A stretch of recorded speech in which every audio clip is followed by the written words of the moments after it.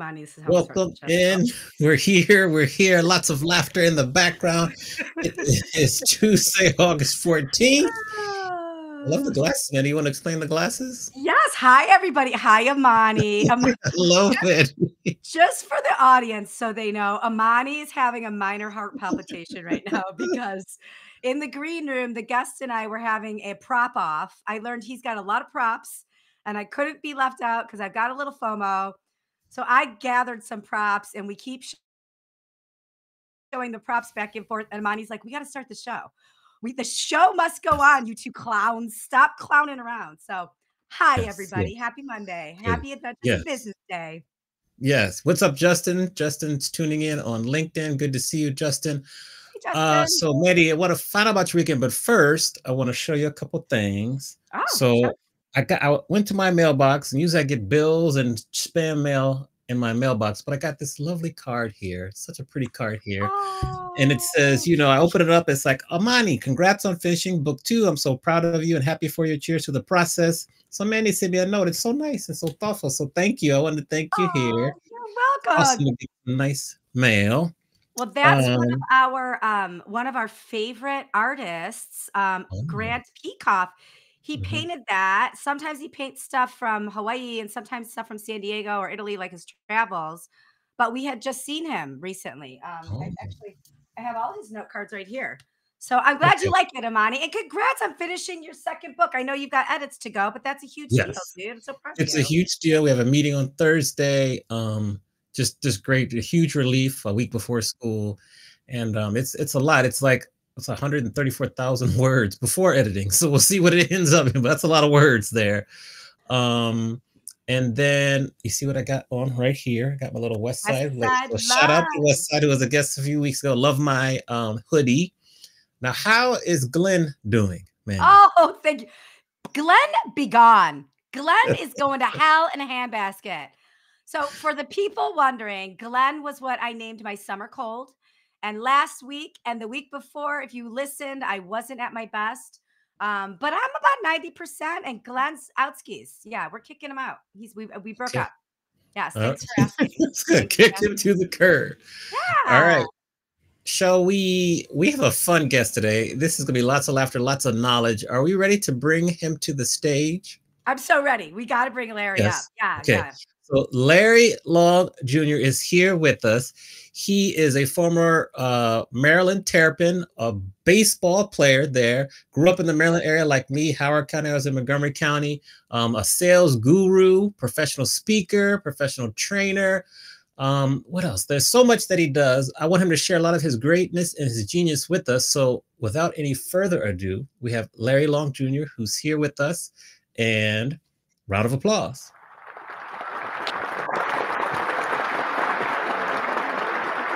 Larry. All right.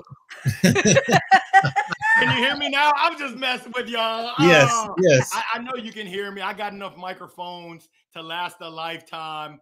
I'm happy to be here. Adventures in Business, or in my case, I think you should rename it Misadventures in Business and in Life, but I'm happy to be here. Thank you, Mandy. Thank you, Amani. Awesome. Awesome. Larry. I worked up a sweat in the pre-show. Hold on. See, this is going to be distracting for Amani because Larry and I are going to have prop ups the whole time. So for the listeners, Larry just put pineapple glasses on. I just put heart glasses on. Now Larry's holding up a heart. Like we'll get to the interview, Amani. I promise. I promise. Yes. You got to coordinate. Well, this is good then. So I tried to introduce you as best as I could, Larry, but maybe within like 30, 45 seconds, can you, I saw the microphone there, Manny. Can you share some things about yourself that we wouldn't find in your bio, on your website, or any past interviews? What are some unique things that we might not know about Larry Long Jr.? Oh, goodness. Some unique things about me. Well, I'm sure you can figure out I'm the CEO of LLJR Enterprises. Not your traditional CEO, Chief Energy Officer. I'm also an author. I wrote a book called Jolt, and that's coming from a gentleman where if you told any of my English teachers Larry Long Jr. wrote a book, they would probably say, hold up, where's Ashton Kutcher? Am I getting pumped There's no way that punk wrote a book. So I'm happy to be here by way of 7 different states. I grew up in VA medical centers, Alabama, Illinois, Nebraska, Pennsylvania, Maryland, back to Maryland. Had to go to speech classes in Pennsylvania. They said, "Little Larry, how old are you?" I said, "I'm 4." They said, "For what?" I said, "I'm 4 years old." They said, "Oh, heck to the nah. You can't talk like that here." But I speak so well and work as a motivational speaker and MC these days. Yes. Yes. I think where we'll start is I have a question for you. Did my research. We want to know, what does Dr. Kevin Schneider mean to you? Ooh. Oh, goodness. I was just emailing with him today. It was 2017. My buddy Randall put me in touch with Dr. Kevin Schneider, 2017, 2018. And I told him I want to be a speaker, but I'm scared. And he said, well, tell me about what you do now. I said, I speak to sales orgs. He said, how much do you charge? I said, free 99. He said, are you stupid or are you dumb? I said, hold up, dog. You don't know me like that. Don't make me knock you out, dog. He said, nah, when I speak corporate, they write me a check and there's a few zeros at the end. I said, well, respectfully, I have a full-time job that gives me a full-time paycheck. I don't want to bop people over the head and charge them. He said, well, do you, boo-boo? When you want to turn your little hobby into a business, you know who to call. So December 2019, timing is everything. December 2019, my wife, she said to me, hey, baby, I love you. And whenever she starts off with that, I know a doozy's coming. I know I'm about to get bumped. Trouble. She said, you tell everyone else to pursue their dream and follow their passion. Look in the mirror. You're faking the funk. She said, you know you want to speak for a living. What's holding you back? And I had to take a real deep look. And I told her it's fear and it's FUD. It's that fear, uncertainty, and doubt. She said, baby, go ahead and call Dr. Kevin Schneider, get in his training program, and let's figure this thing out. She said, you must not know about me. You got a real one. I got your back. We can plan, we can get prepared. And essentially, I had my first paying speaking engagement. I'm not even Irish, but it was St. Patrick's Day, March 17th of 2020, which if you rewind back, Friday the 13th was when that pandemic shut everything down. It shut everything down. They said, hey, we still want you, Larry, but you can't come in our office. Can you do it via Zoom? I said, Zoom. Okay, for listeners, Larry just put a mask on. Yes. You want to keep your droplets to yourself, but we want to spread that energy and positivity. Amen. Yes. Great story. Manny and I will go back and forth, so I'm going to turn it over to Manny. What's your first question for Larry? Well, I want to talk about your positive outlook and your mindset, because I am, as you can tell, I am also a really positive person. And sometimes my positivity is painful for other people. So my whole life, people have been like, how are you so up? Why are you so fake? I bet you're really mean. All these things, like they just can't believe it. And I know who I am. So that always makes me laugh. But for another positive person like that, like, how do you stay positive? And what do you say to the people that just can't quite believe there's a positive person out there like you? Yeah, it's a choice. Every day that we wake up, and believe you me, life be life in it. Life is a 4-letter word. Yes. There's plenty of things that I could be grumpy about, but I choose that I don't want to live life grumpy. I lost my father 7.5 years ago, and I do not want to get to the end of my life and say, what if? I was just reading an article from a chaplain who talked about people at the end of their life. They're dying 2 deaths. One of the end of their life, the second one of their dreams not pursued, and those relationships, and worried about what other people think. So what do I say to people that just don't get it?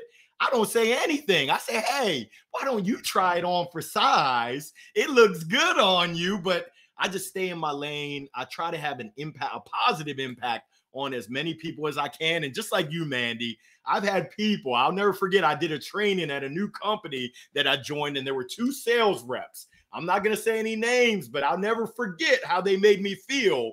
they were just shaking their head. They were mean mugging on me. And I asked them later, I said, why did y'all welcome me like that? And they said, we just couldn't believe that someone could be so positive and so happy. We thought you were fake. And I said to them, so because of my positivity, y'all decided to poop all over me? Right. That doesn't make any sense. But hey, do you, boo-boo. You got to do you. I hear, and life is okay through our rose-colored glasses. It's fine that way. It's fine that way. So follow-up question to that is you've got, there's your rose-colored glasses. See, but yours are flamingos. Those are way better than mine. I'll keep mine on for this follow-up question. Oh, that's good. So for you, you've mentioned before an acronym. You mentioned an acronym at the top of the show, but you've mentioned before an acronym, MBS. Can you explain what that is and how that shows up for you in your world? Yeah, mind, body, and soul. And the big thing is, so many times people like us and the folks that are listening in, we give so much to other people. We give and we give and we give that sometimes we're running on E. So I encourage people to really be intentional, be mindful, deliberate of taking care of your mind, your body, and your soul.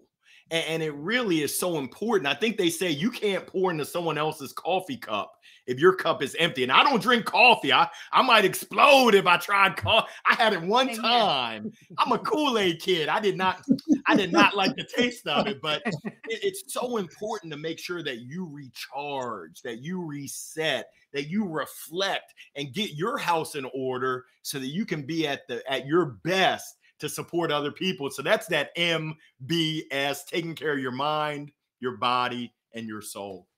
And do you have a couple tactics, things that you do on a daily basis just for you that take care of your mind, body, and soul? Yeah, for me, my day starts, well, my kids, I'm carpool dad, which I love. It's an amazing way to start my day with a positive message. Today, I had to speak. I had a charity golf tournament and I had to speak. Imagine that. And I get nervous when I speak, but when I practice, yeah, I hope Allen Iverson is listening because we're talking about practice. When I practice, it makes me so much more comfortable. So I practice with my kids. But for me, it's really starting off my day deliberately thinking about what am I grateful for. And for me, it's the simple things. I would say it's the little things, but they're really not little.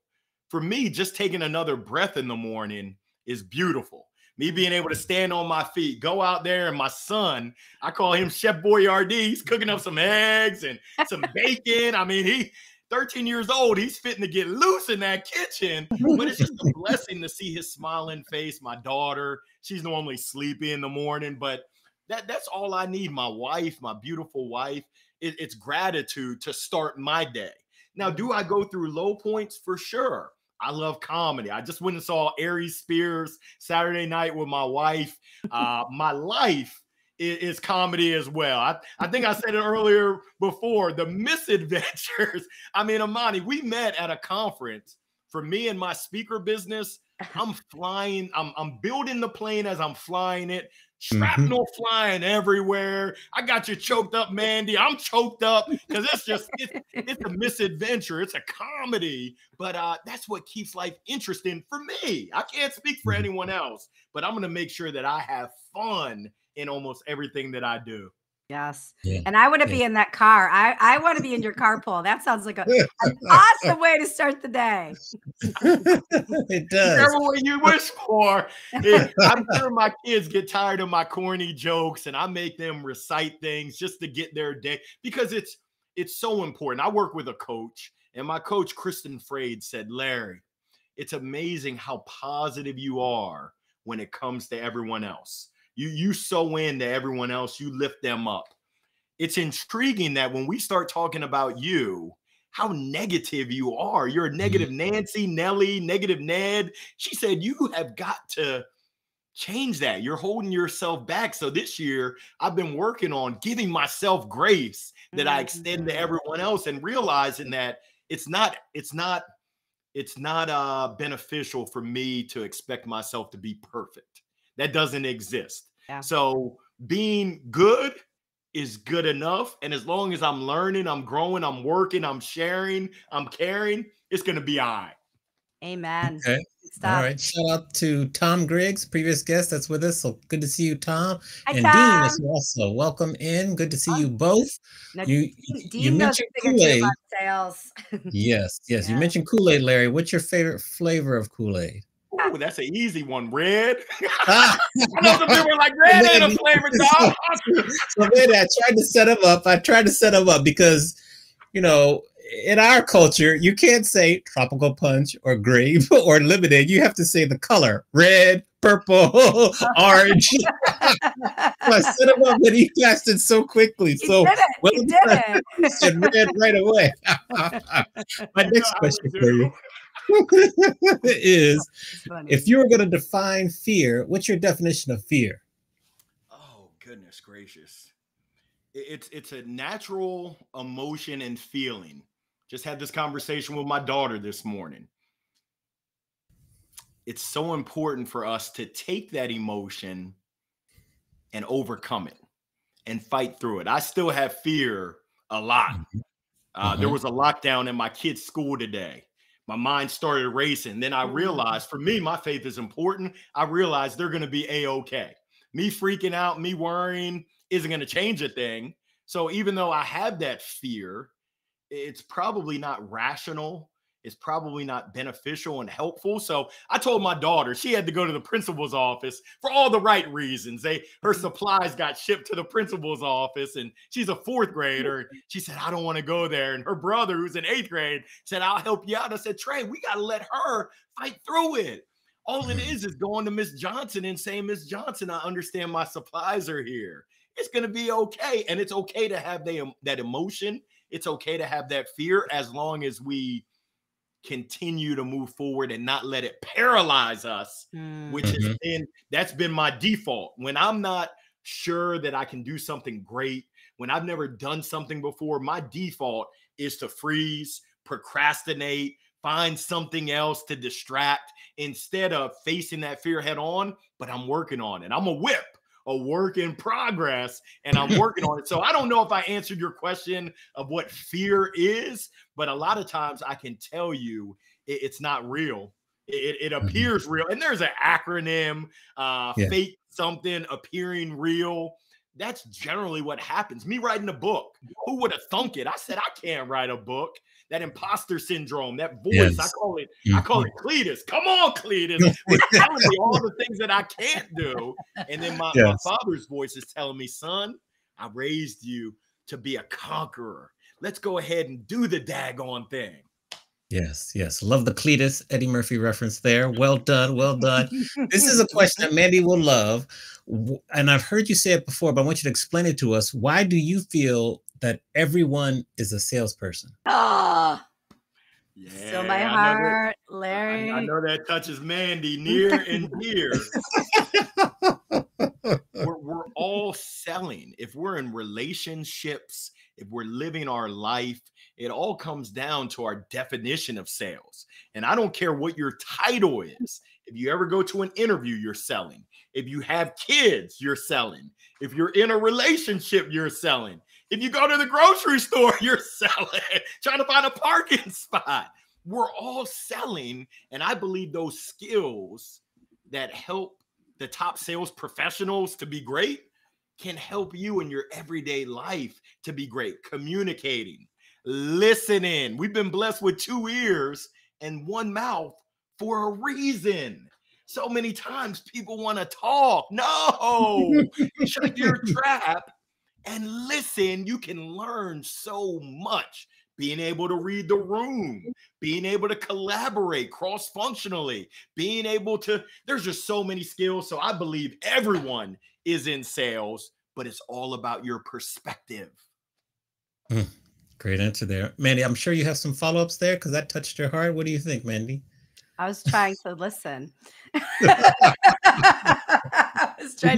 did well. I do have a follow-up because I think that you were voted Salesforce influencer multiple years in a row. And I know you've done a lot of work with them and they adore you, coach and speaker with that organization. So right now in the sales world, and this has been happening, as you know, since coming out of the pandemic, when the world's changed a whole bunch. So there's so many ways to sell right now.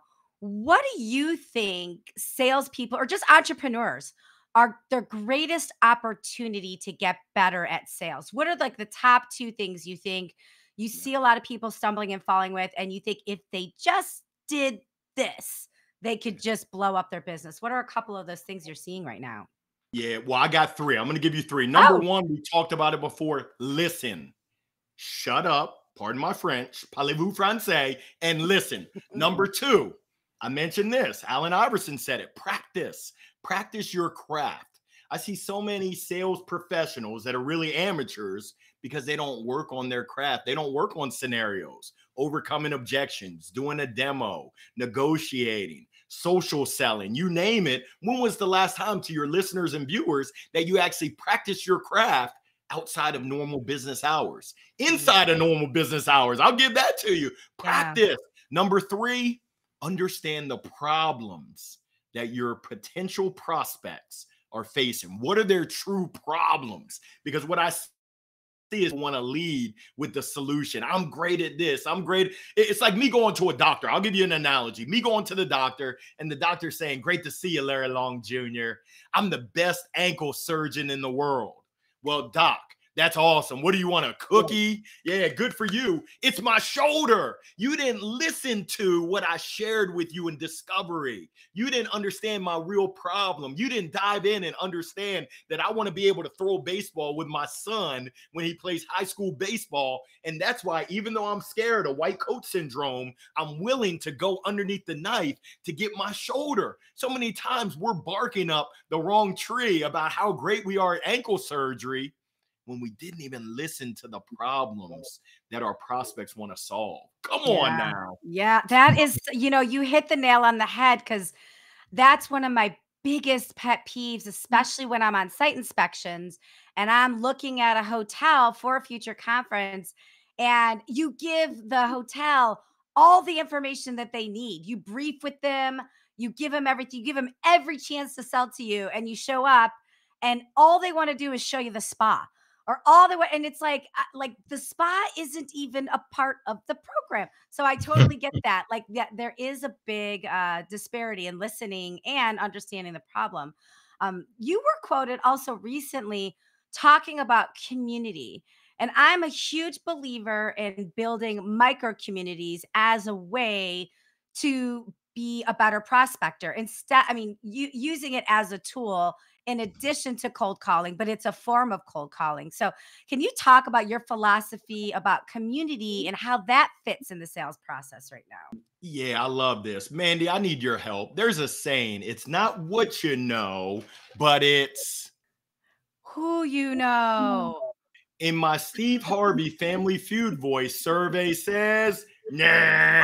That's a traditional saying. I'm going to give you Who that. knows you? Who knows you? That's it. It's not Oh, what who you knows? know. It's not Oh, even who you Amani know. knows. Yeah. It's who knows you. It's who Mhm. trusts you. It's who believes in you, that you have their best interests in mind. So when you talk about community, I think the key is relationships. And I heard from a sales guru out of Florida. He shared with me in my 30 years of selling, Larry, I learned that the difference between contacts, people you know, and contracts, people you do business with, is the letter R. Contacts, contracts. That letter R stands for relationships, community, people that know you, people that love you, people that trust you. That's really what allows the magic to happen. Now, it doesn't happen overnight. It's not the field of dreams. If you build it, they will come. It takes work.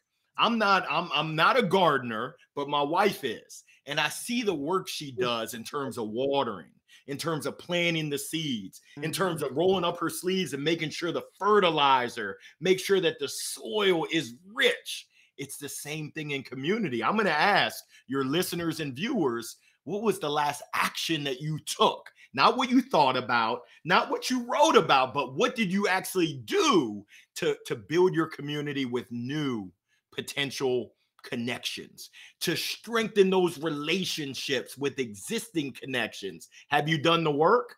I should be a lawyer because I already know the answer. Now my question is, what you gonna do now that you know I gotta put in that work?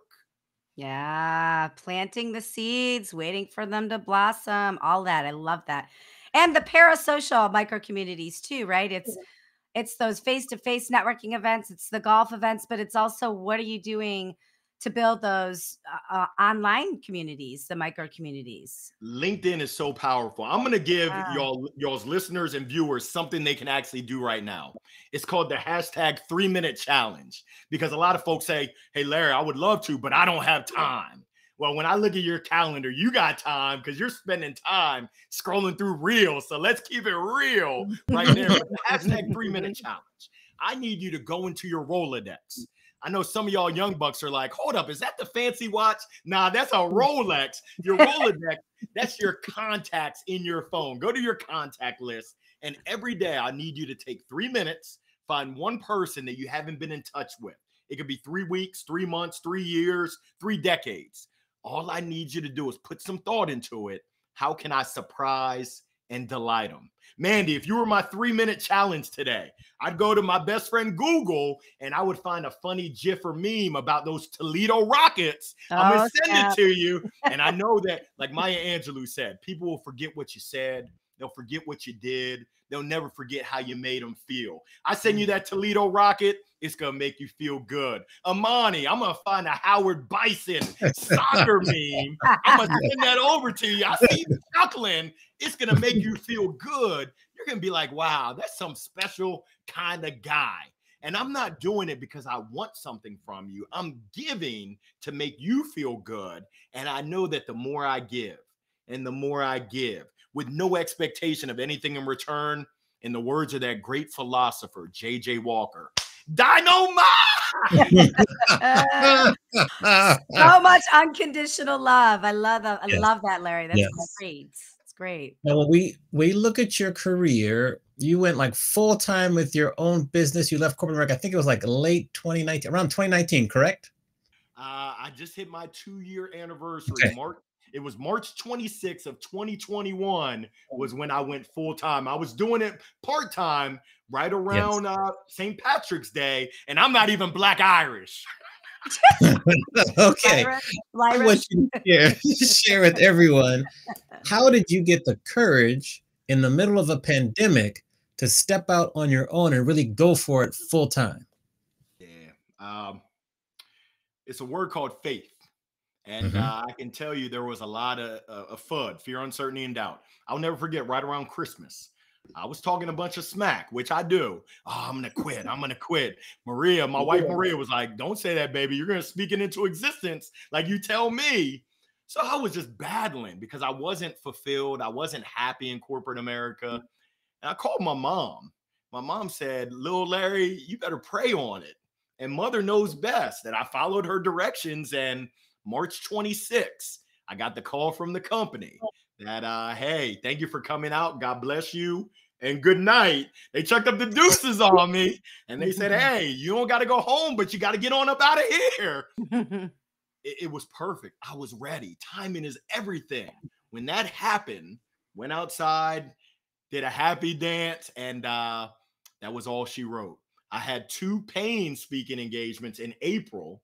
I'm actually going back. The gentleman who paid me when I went full time for my first event, he's bringing me back again coming up in September.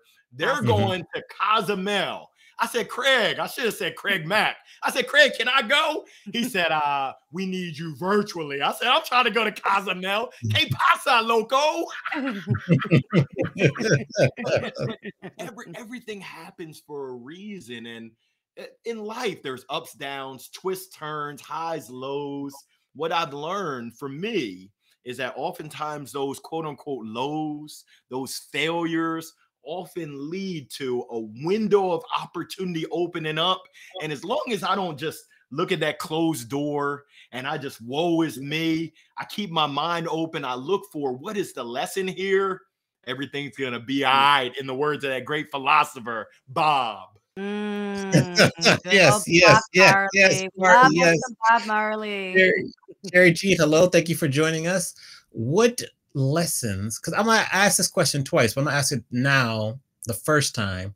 Like, what lessons have you learned being out on your own? And if you could go back to March 29th, 2021 and change some things based on what you've learned in the past 2.5 years, what would you change as you kind of go full time with your speaking, training, consulting? Yeah, I can tell you the biggest lesson is to believe in myself. I share it with, I tell other people that it's a lot easier said than done. Believe there were times where I held myself, and there still are, where I hold myself back because of that doubt. And working with coaches, I've learned that when I'm not confident, I mean, in baseball, I'm a little dude. I practiced a lot. I was pretty confident when I got in that batter's box that I could have some success. There were moments where I doubted, but in business and in life, believing in myself, as well as setting my sights greater, we can accomplish great things. And that's you, Amani, you, Mandy, all your listeners and viewers. But oftentimes we set the bar low where it's comfortable. No, let's go ahead and set the bar where it makes, for me, the little hair I got on my head stand up. And it's scary. I think they call that BHAGs. I said, what you call me, Willis? They said, no, big, hairy, audacious goals. I said, ding, ding, ding, ding, ding, ding. So I would say that was really the biggest thing that I learned. What would I do differently going back? Nothing. I'm going to be honest. I would do nothing, because the mistakes that I made when I zigged and I should have zagged, they're helping me, and they're helping others that I'm able to share those lessons with. The big one is on pricing. Me not believing in my fee and playing small. I was playing in the little leagues. I still am playing in the little leagues. It's still tough for me to believe that I add enough value to serve people, to share, to speak, that they should pay me my fee, but I'm getting there. I'm realizing I'm not a nonprofit. I'm not a charity. I do add value, and that's a skill. That's an amazing place to be. So I'm living, I'm learning, I'm earning a little bit, and just sharing and caring, trying, not dying. Yes. One follow up, and then I'll go to Mandy. With regard to pricing, what have been some tips, or how have you been able to be more comfortable with your pricing, sticking to your rates and growing your rates? Yeah, practice. And I had a young lady when I was working. She said, Larry, now is the time to really ask for your fee. I was really fortunate and blessed where people would come to me and ask me to speak. My answer was always yes. She said, don't change that answer. Just add to it. Say yes. And my fee is X, Y, Z. And she gave me a big number that scared me. She said, you have a job. So if you don't get something because of your pricing, you're okay. When you're out on your own, you're a little bit more desperate. You don't have something to fall back on. Yes. Boy, was she right. And I didn't listen to her advice. So it's one of those things where going in small, going in comfortable has cost me some serious dollars. And it's a mindset of, oh, just give me a couple pennies, when in actuality, I realize I'm adding value. And it's like going to the grocery store. When you go to the grocery store, you don't tell them, hey, I want these berries, these grapes for 75 cents. No, you're going to pay our price. You're going to pay our fee, because we're giving you value. We're giving you nourishment, and you're going to give us value back. So it's really been that mindset shift for me that I'm still going through, Amani. I'm going to be honest. That's probably one of my biggest challenges, is believing in my fee. And they have a thing that they mention, a thing called fee integrity. I've heard that there's some great Hall of Fame speakers that say, I hear you, but there's also a thing called food integrity. So sometimes you got to be flexible, if you know what I mean. I'm not going to go hungry. Okay, man. Sorry, go ahead. That was great.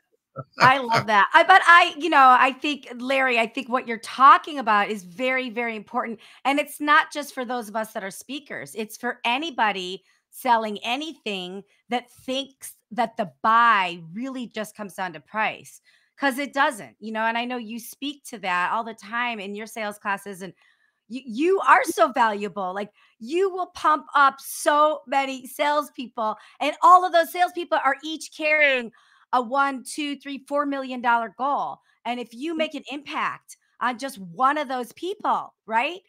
One of those people, and they make their goal that year, your speaker's fee is well worth it. So I'm really glad that you're thinking about it. And Amani, I'm glad you asked about it, because I know you and I talk about pricing a lot too. And that's a never ending thing. So I have a question. Speaking of this, your motivational piece, I'm going to do this in the gold microphone that you inspired me to do. You have a midweek Monday motivational minute. And on one of those, I think I heard you talk about 2 ways to learn: mistakes and mentors, which I think is awesome, because we all learn the best from tripping and falling. But then we also are like, do I need a mentor? Am I a mentor? Do I ask for a mentor? So can you just talk a little bit about all those M's?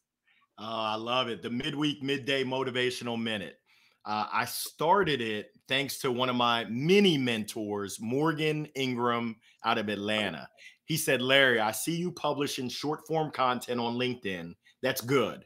But brother, I know that you want to be great. If you want to be great, you got to get on video. I said, Morgan, I'm not going to be on video. I got the face for radio. You know how that goes, Amani. I said, they're all going to laugh at me. He said, dude, they're already laughing at you. He said, I'm going to tell you what my mentor told me. If you don't get on video, it's because you're selfish. I said, oh, shucks, you don't know me like that. Don't make me pull out the boxing gloves. But he said, you're being selfish because you're making it about you. It's not about you.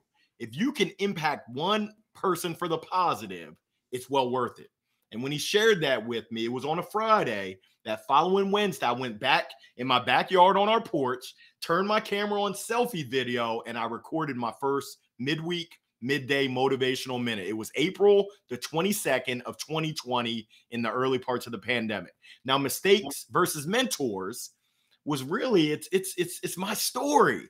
I've made a ton of mistakes, and I've been prideful where I didn't want to ask for help from mentors.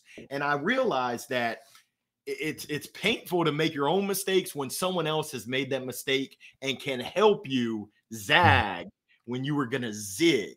So I've had to drop that Superman, that S off my chest, and realize that, hey, Larry, if you don't ask for help, you're not going to get it. There's so many people out there that want to help you if you just make the ask. Mm-hmm. And having a mentor has been game changing. I have mentors, my father, Mark Winchester, Morgan Ingram, Cynthia Barnes. I mean, the list goes, my wife.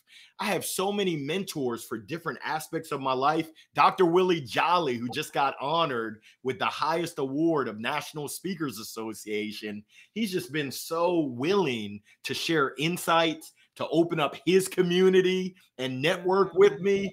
And it's a responsibility. So many people have sown into me that if I don't pass that along, shame on me, and I don't want to be shamed. So for those folks out there, if you're considering a mentor, go for it.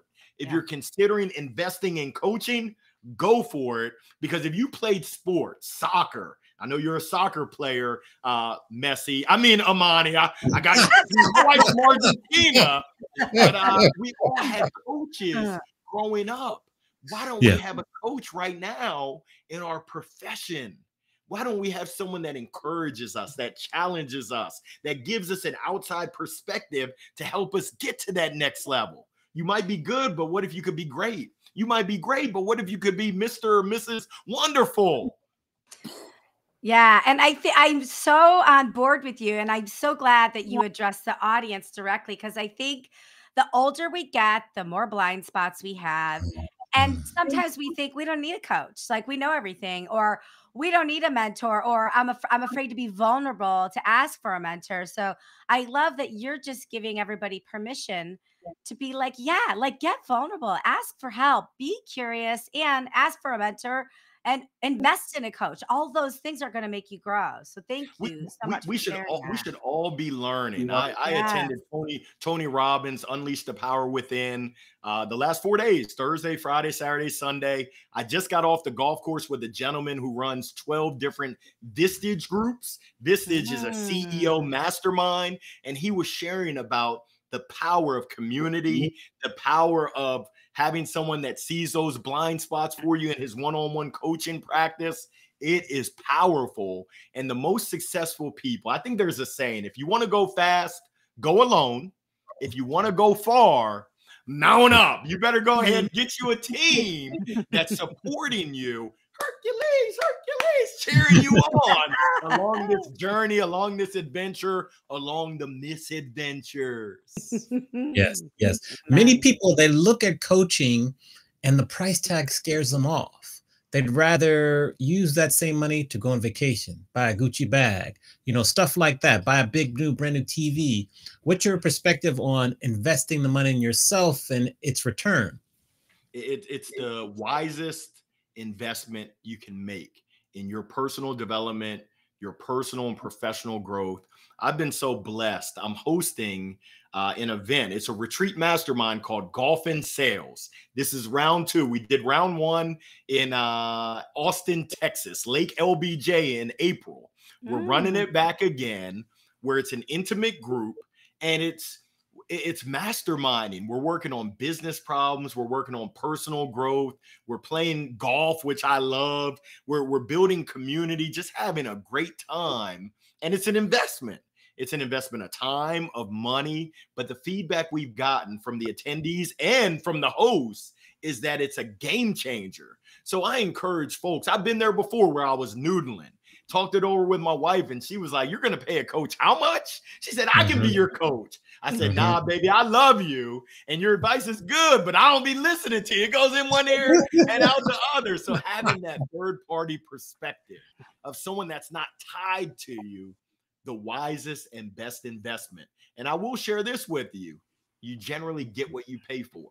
So if you want to skimp on coaching, if you are really serious and committed, and that's a question that you've got to ask. I encourage you to look in the mirror and ask yourself the question, am I committed to putting in the work and doing what it takes to level up? Or do I just want to keep talking about it? It's kind of like me and my six-pack abs. I just want to talk about it. I don't know what time it is where y'all are at, but for me, it's bow time, Bojangles, those chicken and biscuits. They're talking to a brother. Those six-pack abs, it was all a dream. Okay. So to follow up with that, in addition to the coaching and investing, in terms of personal development, you have said many times you are what you consume. What does that mean to you? And how do you adjust that in this day and age where we're overwhelmed with all these messages and scrolling and everything? What's your thought on that? Yeah, it comes down to being intentional. And I think Jim Rohn, the great Jim Rohn, said, you are the average of the 5 people you spend the most time with. So that's why I'm blessed to be in the midst of greatness. And I try my best. My wife volunteered at the golf tournament today. She said that she loved it. And I love for her to be exposed, because these are people that aren't necessarily out there for golf, but they have a passion for giving, for service, for supporting our healthcare frontline. And they're pretty successful in their own right. So putting yourself in places and in spaces that you're going to really gather excellence, reading books. And I mean, I'm a little bit biased, but I'm also not biased. I mean, essentially, you can see I got books everywhere. I'm constantly trying to feed my brain. This is a banger right here. Yup. Trying to feed my brain with messages of positivity, messages of overcoming the turbulence and the chaos. Yep, great minds think alike. And I'm holding up the book Can't Hurt Me by David Goggins. Good book. That's right. Yeah. But it's a daily practice. It's I got Carol Dweck. Yes. I mean, there's so much greatness out there that hold on real quick. I think that's my door. Someone's knocking. It's opportunity, and it's knocking at your door as well. The question is, will you answer it? Tony Robbins has a quote, and I love Tony Robbins, love him or hate him, but he has a quote that the most successful people, I'm going to give you all the P. Diddy remix, ask the toughest questions, therefore they get the best answers. What questions are you asking of yourself? I would start with, what are my daily habits? Let me look at my calendar and see, what do I do on a regular basis? Is it driving towards my vision, my goals, the life I want to live? Or is it some of this other stuff? You talked about all the noise that's out there. I could spend my day scrolling on TikTok, on IG, and just be entertained, which there's a time and a place. But for me, my vision is about serving people. It's about taking care of my family. It's about up-leveling. So I try to make conscious choices that help me drive towards that vision. Amen. Yeah. Mandy, over to you. Well, it's funny because you just sort of teed this up on accident. So I'm so glad you said it about serving people.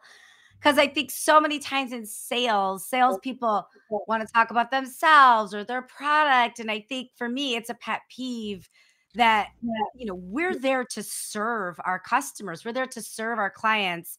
And this service mindset can get lost in the shuffle. So can you expand on that a little bit of like what your opinion of being of serving our client bases, and what are some tactics that salespeople can turn around a little bit and look a little more outward instead of inward? I love it. Sales, it's not about you. I'll give you my definition of sales. It's twofold. Number one, I think it's a transfer of energy. And you don't have to have off the wall dynamite energy like me. I wouldn't wish that upon anybody. It's a blessing and a curse.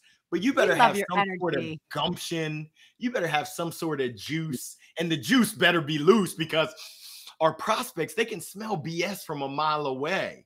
They can tell whether you really believe in your heart, in your head, through your words, whether you believe in your product, your service, your thoughts or ideas. The second part of it, I don't know if y'all know the name Patty Stanger. Maybe I'm the only one who watches reality. She's in my book. I love Patty Stanger. That's right. So do I. Because I think in sales, we're playing matchmaker. Yeah. We're matching our product, service, thought, and or idea with someone else's needs, wants, desires, challenges, problems, hopes, dreams, aspirations. Now, how do we get there? You asked for something tangible, Mandy. You got to ask the question. What are your goals? What are your hurdles? What are your problems? What are your dreams? Those problems, what does that lead to? With your shoulder, Larry, why do you want to get it fixed? Oh, your son, you want to play. If you can't play catch with your son, what happens? Oh, you become down in the dumps. You feel like you're not adequate as a dad. What else would that mean to you? What does that cost you? Oh, wow. So you really want to solve this problem? I might have a solution. But if we don't ask the questions, listen, and then connect the dots, our prospects, they give us the path to the order. If we ask the right questions at the right time to the right folks, and then we listen. But like you said, Mandy, sometimes we're so busy talking about how great we are and how great our product, our service, the site visit, the spa. So what? Who cares? I don't even be caring about my ankle. My ankles, I already got crossed up in basketball. I don't even have ankles, Doc. It's my shoulder. Yeah. Come on, Doc. Yeah, I love that. And I'm sure a lot of this is covered in your book, but can you talk about your book, Jolt? Because it came out it came out in 2022, right? It did. And, yep. And tell us about the book. And then, Amani and I both wrote books, so we'll probably have some book related questions too. I love it. I appreciate it. So it's a compilation of my most meaningful midweek, midday motivational minutes. And the 7 chapters that I picked are really meaningful to me. Chapter number 1 in my book, it was therapy for me. What story are you telling yourself and believing? Strikeouts, they're a part of life. Back to basics, definition of sales. You are what you eat. Chapter 7 was lessons from my dad. Being able to share those lessons growing up with just a wonderful man to pass on to society, but even more importantly, to my children, to my grandchildren, being able to pass on that legacy of my lessons learned, my lessons earned, to hopefully help someone else get unstuck. And that's where the name Jolt came from. Sometimes we need a little zap. I don't want to be doing the electric slide up in here. Yeah, it's electric. Yeah, I feel like I'm at a family reunion. Get me on TikTok now. Uh-oh. But yeah, sometimes we need a little jolt to get back on track, to step into and believe in our inner greatness. So many times, and I talk to a lot of people, you can see it in their eyes. You can hear it in not just what they say, but how they say it, that they've lost that gumption. They've lost that swagger, that George Jefferson swagger that we all deserve to live in. I believe that we all have greatness in different things. I mean, mine certainly isn't golf. I'm Tiger Woods' long lost cousin. Larry hit it in the woods. But I believe my zone of genius is to serve, to speak, to inspire, uplift, and hopefully transform lives.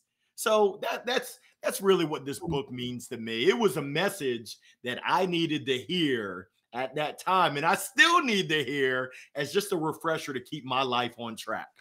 Ah, it's great. I can't wait to buy it. I'm going to buy it as soon as we get off the call. I'm sending it to you, Mandy. Come on now. You know how we do. How we do. Now we are to the point in the show where we're going to flip the script. We're going to follow with some book questions and other questions, but after this segment where you ask us questions. So you can choose myself or Mandy. Who do you want to ask the question to first? We answer it, and then we'll keep going. I'm going to go with Mandy. So, Mandy, okay. I know that you're a sales guru. Yes. And I gave you my definition of sales. I want to hear from you. If an alien came down and said, hey, Earthling, Mandy G, what's your definition of sales? What do you say to them? Ooh, I love that question. My answer is very similar to yours. And I believe a good salesperson is a listener, an educator, and a problem solver. And I think we all need sales in every part of our life, whether we want to convince our spouse of that certain type of countertop during the renovation, or whether we want to convince our kids to go to bed, or whether we want to, buy a different car. I think sales is about building deep relationships and building deep community, but it's mostly about listening and solving problems and educating. Ooh, yeah. And I did it in the microphone. That. Yeah, I should turn the karaoke. I should have turned the auto tune on this for that one. And I'm going to send you, Larry, when my book came out, we did a video with a whole bunch of different people, kids, adults, people not in sales. And it's called I Need Sales. And all these different people say all the reasons why they need sales, like to go to a better skate park or to get an iPhone or to internally sell financial models, whatever that is. I'm going to send it to you because I think you'll get a big kick out of it. But yeah, I'm with you. I think we speak the same language on a lot of that stuff. Thank you so much, Mandy. You definitely dropped the mic on him with that one. Good question. Love it. Amari, are you ready? Yes. All right, I hope so. I hope you're ready. I got a curveball ready for you. Okay. So, Amari, we met in Orlando at the National Speakers Association Annual Influence Conference, and I love your hunger to learn, to grow, to be successful in serving. Love it. The big question is, what action have you taken, or what one action do you plan on taking from everything that you learned during the conference? So I believe we were in the same session where they talked about complementary revenue streams, and they talked about reaching out to like community colleges near you to get some speaking opportunities. So I've called or I've emailed like 25 different community colleges. I've got maybe 3 or 4 responses, set up maybe 2 calls. So I did that like right away. So that was one thing that I took away from that one. Then I think you were there also. We just had this breakout on, or that session on like creating your own certification. Right. And so I'm kind of giving some more thought to that. I'm not sure how I can pull it off, but that's another thing that I'm thinking of because that was probably one of the more impactful sessions I attended, because you're always looking to grow your keynotes and your workshop. But if you can do some things along the way that allow you to get a little revenue, but also to kind of get some more repetition, I think that's very wise. So I would say those are probably the two things that I've done right away after getting back from Orlando. I appreciate you sharing that. And Darcy Loma, her thoughtfully Yes. fit model was amazing. And essentially, I'm working the same. How can I figure out a model around jump on life today? How can I incorporate my love for baseball into my business? It's got the gears turning. The big thing that I give you much respect is that you actually picked up the phone. You sent out messages to those community colleges. Congratulations on getting some rhythm, some responses. 2 out of 25. You're doing the daggone thing. Yeah. Keep that up. I encourage you. Make sure you have an accountability partner, because I'm going to challenge you. Take that 25. How do we make that 100? Because now out of 100, I'm not a math major, but I think that gets you to at least 8. And I think that 8 is better than 2. So keep doing you. Challenge accepted. I appreciate it. Love that. Since we're on the baseball references, can you share with us what has been the most impactful strikeout that has happened in your life? Ooh. Yeah, that's an easy one. I started an indoor baseball and softball academy called MVP Baseball Softball Academy. I left a job at Accenture, doing well, but not fulfilled. Well, my dream job was teaching youngsters the fundamentals of the game of baseball and softball, and the fun, capital F-U-N, fundamentals of life. After a year and a half, we ran out of cash, had more money going out the back door than we had coming in the front door. No cash, no business. My mom and dad said, hey, you're not a big bank. You're not too big to fail. We love you so much, little Larry. We're going to let you shut that thing down. What I learned there is that in business, you better know your numbers. And for me, I knew batting averages. I knew stolen bases and RBIs, but I didn't know my income statement, my balance sheet, my statement of cash flows. And my accountant, no parlez-vous français, que pasa loca. We did not have that connection of communication for myself and my business partner to understand. I will never let that happen again, where I don't understand what's going on with my cash flow, with my income statement, my balance sheet. That was a tough lesson to have to shut down my baby before I had babies, and just something that I put so much blood, sweat, tears, effort, and it meant so much to me. But everything happens for a reason. Fool me once, shame on you. Fool me twice, I think they say, shame on me. I ain't gonna be fooled twice. Now that you're wiser and you know your numbers and some time has passed, would you consider reigniting that and doing that again? Or is that just something that you hang in the past and have it as a lesson? Mandy, you are a mind reader. That is part of my greater vision. Being able to serve the youth of our communities, there's such a need there for them to have positive role models, positive outlets, whether it's through baseball, softball, volleyball, basketball, all the balls. Those team sports can teach so much. So that's part of my master plan in the future. It's not an immediate short term, but definitely a long-term goal to get back after. That was one of the most fulfilling times. And I'll share with you what I'm most proud of.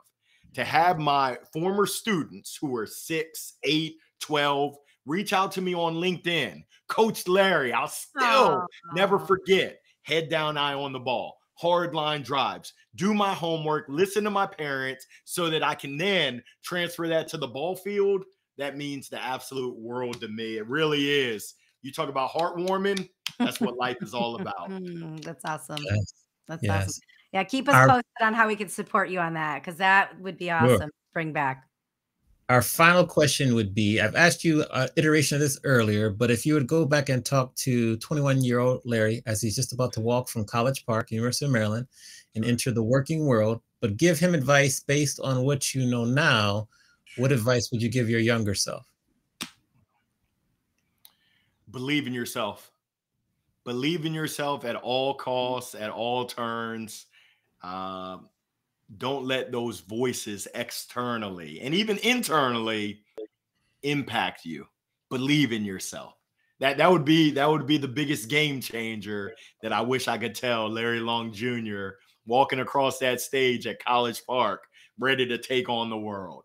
I don't have many regrets, and that would be great advice. Believe it. It's advice that I need right now. As I say this, hey, Larry, are you listening? Believe in yourself, dog. Yes. Okay. The best way for people to reach you is LinkedIn. We have that going on the ticker across, so we'll direct people to your LinkedIn. Any final words of wisdom or message you want to share before we get you back in the green room and continue about our day? Yeah, I want to share with folks that are listening, that are tuning in, viewing this. Believe in yourself. Someone needs to hear this message right now. And timing is everything. There's a reason why this Monday, I think it's August the 14th, it's my mom's birthday. Aw, happy birthday. Believe in yourself. Yeah, it's a celebration. So I just want to say thank you for tuning in. Thank you for the invite. It means so much, Mandy. It means so much, Amani, for y'all giving me the opportunity to join your platform, join your community. And if I can ever be of assistance to anyone out there, do not hesitate to reach out and touch someone and ask me. I'm here for you. So thank you. Beautiful. Right. That's beautiful. Thank you, Larry. Round of applause there. Thank you. Hey. Oh, there you go. There you go. More cowbells. So Larry, we'll put you back in the green room for 1 second while Mandy and I close out the show. I got some spoons too, Larry. I got some spoons for you. All right, Mandy, another great episode. What and who do we have to look forward to next week? Well, next week is going to be spectacular. We've got the 3 guys from Freestyle Plus, which is the improv troupe that was created by our awesome friends that created Hamilton. But we have Vivek, Michael, and Anthony, who are going to be on the show. And I think they're going to do some freestyle rap, but generated from words that go into the chat. So when you tune in next week, get ready to have some fun and participate and throw out wacky words that'll be tuned into an improv rap. We're excited. Love it. Can't wait. So see everyone next week, 4 p.m. Eastern, 1 p.m. on the West. Mandy, I'll see you soon. Thanks again to our guest today, Larry Long Jr. Make sure you follow him. As you see, he's amazing, ball of energy, very knowledgeable. So thanks to our guest, and we will ride out until next week. Take care, everyone. Bye, everybody. Thank you. Rate and review the podcast. Thank you. Yes. Rate and review on all platforms you watch it, and share it with a friend, too. Okay.